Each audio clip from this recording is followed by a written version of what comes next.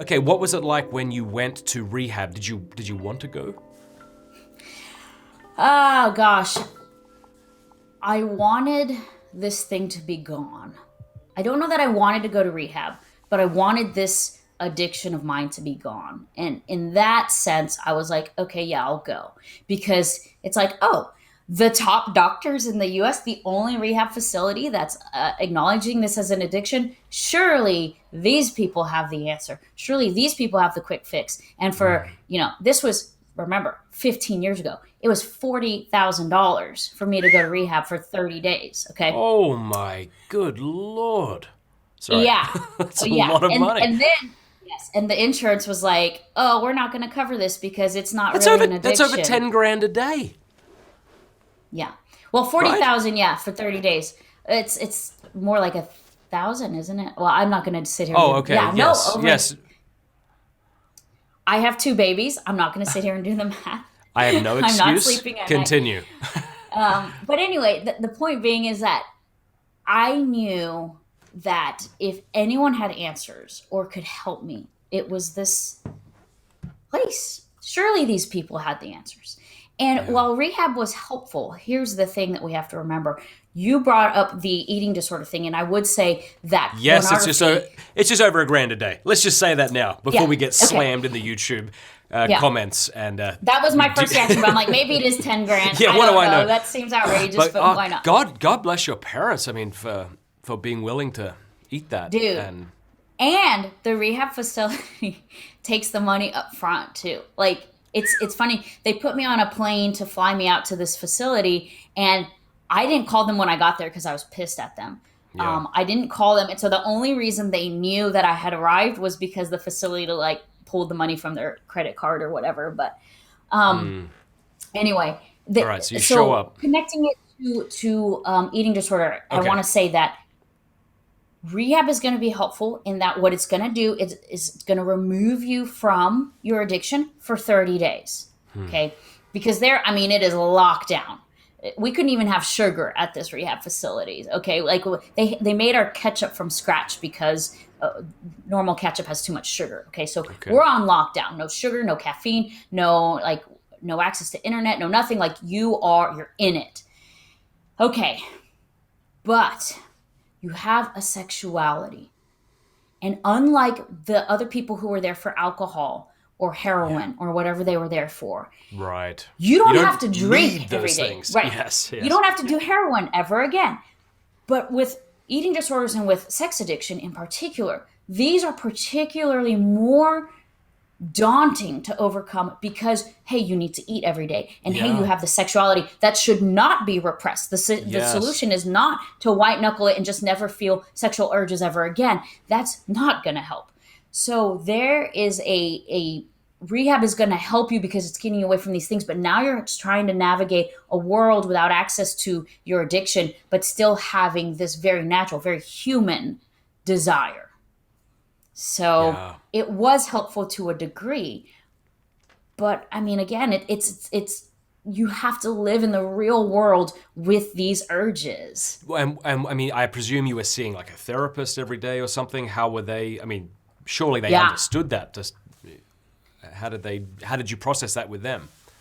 right. So that it was treated and it was addressed much like alcohol and drug addiction with the 12 steps, which I a big part of my story. We don't have to get into it because there's we'd be talking for forever. But I am in recovery. I'm a recovering alcoholic. I Hmm. am recovering from drug addiction. I had several overdoses in the midst of this pornography. I had an eating disorder for 10 years. So all of it, right? But the pornography was like almost the constant. It was like, here's all these other addictions that kind of come and go as I figure out how to.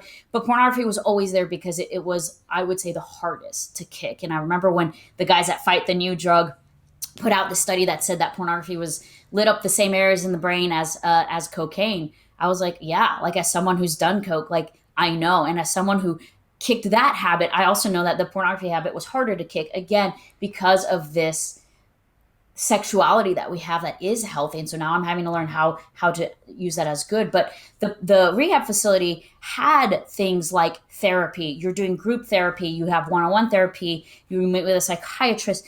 They have you doing things like I don't know, equestrian therapy or like art and stuff. And then you have family week where your family flies out to the facility and like you get into all the like raw, gritty details of like your childhood and you're working through trauma. And all of those things are good. But I will say this, knowing that never stopped me in the future from watching pornography. Knowing that gave me insight as to like, oh, this is why I do what I do, or this is maybe where some of my self-image struggles, like this is where it stems from, some of those issues. But I never sat down to watch porn and say, oh, I better not do this because the blah blah blah trauma in my brain is triggering me to do it and blah blah. Like it wasn't enough to stop me. It was nice knowledge. It was good to have, but I think some people get lost in that. They think reading self-help books, or they think if I could just understand the psychology, I will stop this. And maybe that would work for you, but I find that it's so much deeper than our psychology. There's a psychological component, there's a spiritual component, there's a physical component. There's so many puzzle pieces that are needing to be put in place that the psychological aspect is just one. Understanding your trauma. I did Dr. Bob's Healing the Whole Person. Great, phenomenal retreat. Great work. A lot of healing came from that. Same thing. I went up to Christopher Me West's too. Theology of the Body Institute, did some of that. Phenomenal. The confession, the adoration, all of that. Again, we're putting pieces into place. But at the end of the day, if I bank on this thing is going to heal me, rehab is going to heal me, this retreat is going to heal me, and then I come back and I relapse, Yeah. then I'm in an even lower spot because I'm like, well, that was supposed to heal me. I read the book. I did the workbook. I saw the therapist. I did I'm the wearing the medication. scapula.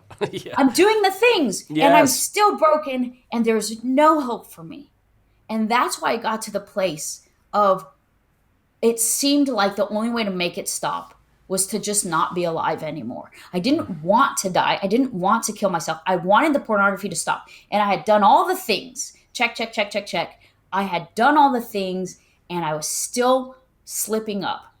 And that's when it seemed like, okay, nothing's going to save me. If 40 grand with the top specialist in the country couldn't save me, if God, who I went to these retreats and he was present, he was there, he was healing me, if he couldn't save me, like there's no hope for me. I am like, this is the only way out. And so you can get to that. I say this just so that way people know, do those things, but do not allow those things to be your savior. There's only one savior. There's only one person who's going to save you. And these things can be helpful tools along the way, but ultimately they are not the quick fix.